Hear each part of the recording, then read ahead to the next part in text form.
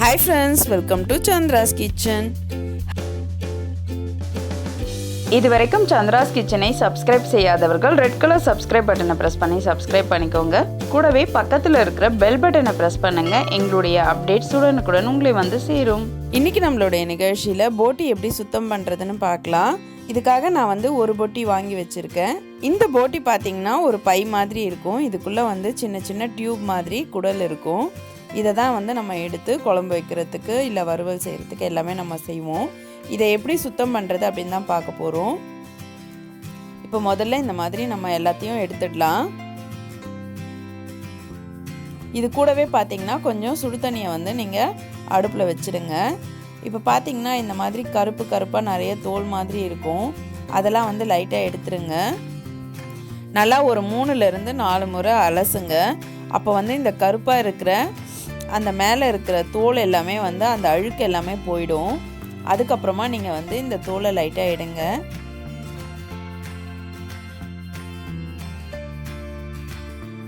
இது வந்து அலசும் போது பார்த்தீங்கன்னா உங்களுக்கு நிறைய கருப்பாக வந்து அந்த தண்ணி வந்து போகும். அது நல்லா வந்து வெள்ளையாகிற அளவுக்கு இதை அலசிடுங்க.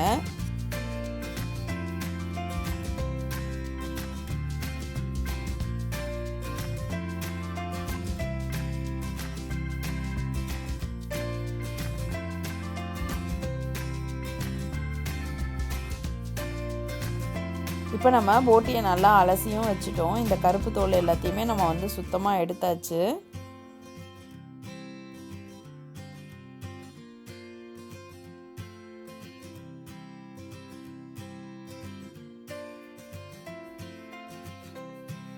இப்போ நம்ம தண்ணியை வந்து சூடுபடுத்தி வச்சுருந்தோம் இல்லையா, அதை வந்து இப்போ இந்த போட்டியில் ஊற்றிடலாம்.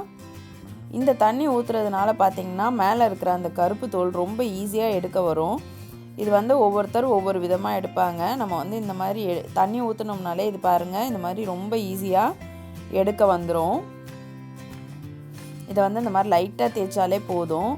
வந்து உங்களுக்கு தனியாக அந்த தோல் மட்டும் வந்துடும். இது எல்லாமே தேவையில்லாதது தான். இந்த கருப்பாக இருக்கிற தோல் எல்லாத்தையுமே சுத்தமாக எடுத்துருங்க.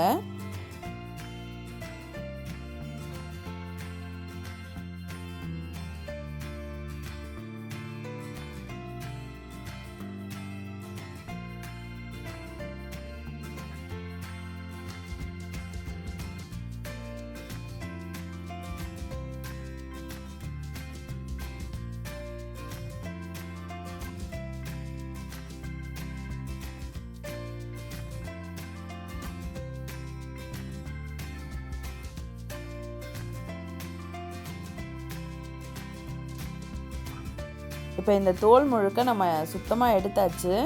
இப்போ இதை நல்லா அலசிக்கலாம்.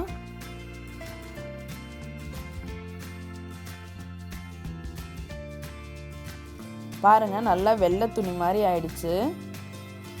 அடுத்துதான் நம்ம போட்டியோட அந்த குடல் பகுதியை வந்து க்ளீன் பண்ணிடலாம். இதுக்கு வந்து இந்த நம்ம டியூப் மாதிரி இருக்கிற எல்லாத்தையுமே எடுத்து நல்லா அலசிடலாம். ஒன்றுக்கு ஒரு 3-4 வாட்டி.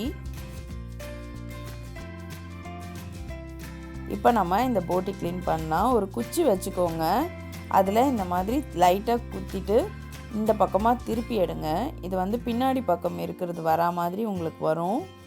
இப்போ பாருங்கள் அதோடைய அழுக்கு எல்லாத்தையும் நம்ம எடுத்தாச்சு. நான் இன்னொன்றும் உங்களுக்கு க்ளீன் பண்ணி காமிக்கிறேன்.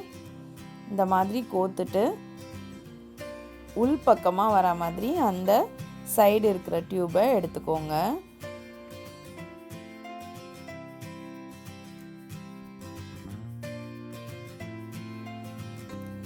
இப்போ இதில் இருக்கிற அழுக்கு எல்லாமே மொத்தமாக வந்துடும். இதை வந்து நம்ம சரியாக சுத்தம் செய்யலைன்னா உங்களுக்கு வந்து ஸ்மெல் அடிக்கும். அதனால் வந்து நம்ம நல்லா இதை வந்து தண்ணி போட்டு தான் அலசணும். இது ஒரு 3-4 தடவை நல்லா நீங்கள் அலசிடுறது பெஸ்ட்டாக இருக்கும்.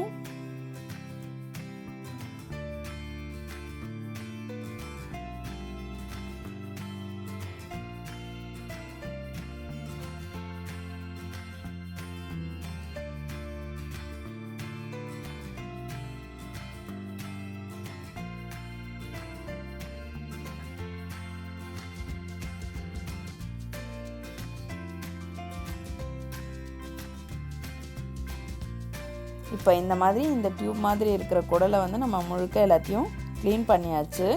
இதை வந்து வேறு ஒரு தண்ணியில் போட்டு நான் ஒரு 3-4 தடவை நல்லா அலசி எடுத்துக்கிறேன். இப்போ அந்த போட்டி கூடவே பார்த்திங்கன்னா கொஞ்சம் இந்த மாதிரியும் இருக்கும். இதெல்லாம் உங்களுக்கு காமிக்கிறதுக்காக நான் தனியாக எடுத்து வச்சுருக்கேன். பார்த்திங்கன்னா ஒரு தோல் மாதிரி சேர்ந்து உங்களுக்கு பாருங்கள் சக்கரை மாதிரி இருக்குது. இதை வந்து கொஞ்சம் பொறுமையாக எல்லாத்தையுமே வந்து எடுத்துருங்க. தேவையில்லாத சதப்பகுதியெல்லாம் எடுத்துடலாம்.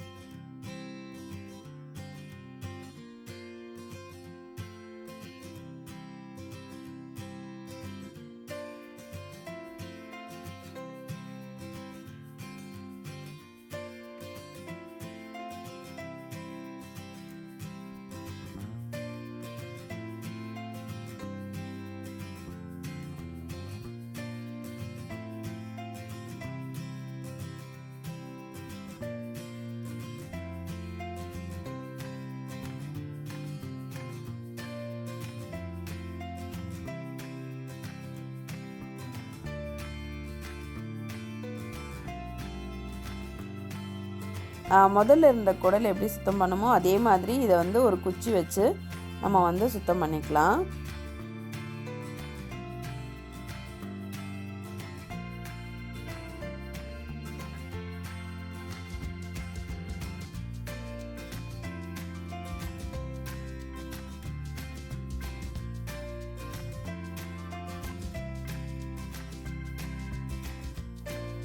இதில் வந்து அவ்வளோவா அழுக்கு இல்லை, உங்களுக்கு வந்து கொஞ்சமாக தான் இருக்குது. இதை நல்லா அலசிடுங்க. இதே மாதிரி எல்லா குடலையும் நம்ம அலசி எடுத்துக்கலாம். இந்த போட்டி க்ளீன் பண்ணுறதுக்கு பார்த்திங்கன்னா கொஞ்சம் தண்ணி வந்து அதிகமாக தான் தேவைப்படும். இதை வந்து நல்லா அலசி எடுத்துக்கோங்க. இதுக்கு நீங்கள் கொஞ்சம் கொஞ்சமாக தண்ணி விட்டு நல்லா அலசி எடுத்துக்கிட்டிங்கனாலே உங்களுக்கு வந்து அது நல்லா சுத்தமாயிடும்.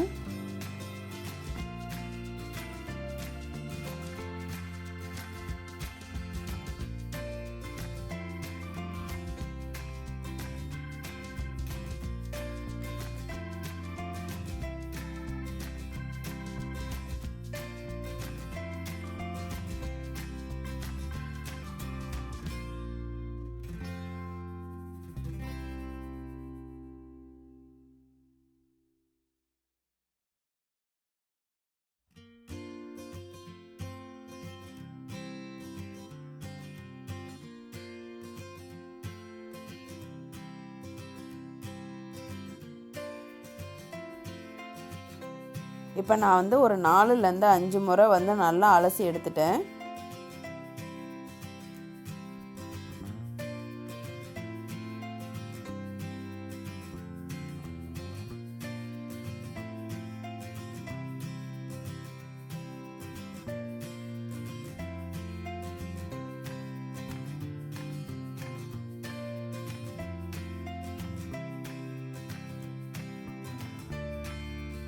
அடுத்ததாக நம்ம வந்து கொஞ்சம் சுடு தண்ணியை வந்து இதில் ஊற்றிடலாம்.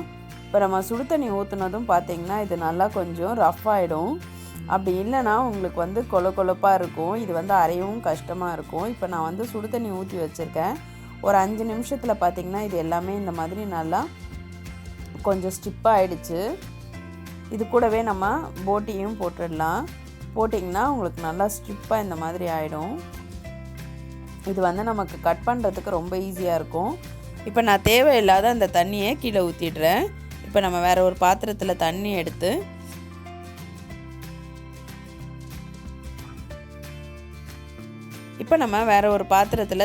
எடுத்து இப்போ இந்த போட்டியை வந்து அதில் மாற்றிடலாம்.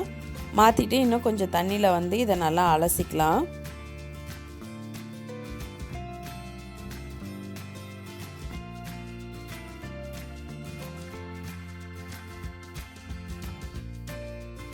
இப்போ நம்ம போட்டியை நல்லா சுத்தம் பண்ணியாச்சு.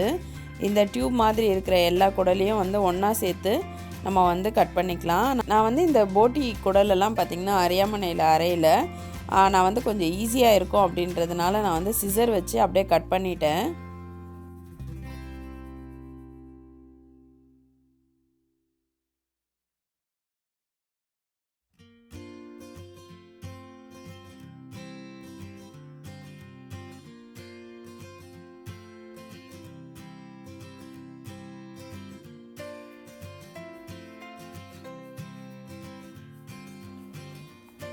இப்போ நம்ம எல்லாத்தையும் இதே மாதிரி கட் பண்ணி எடுத்துக்கலாம்.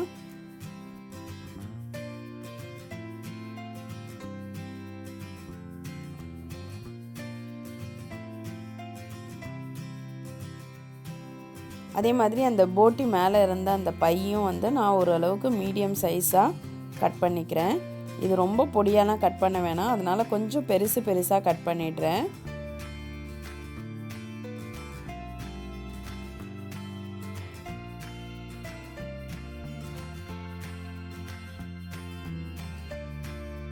இப்போ நம்ம போட்டியை நல்லா சுத்தம் பண்ணி கழுவியாச்சு. இது சமைக்கிறதுக்கு ரெடியாக இருக்குது.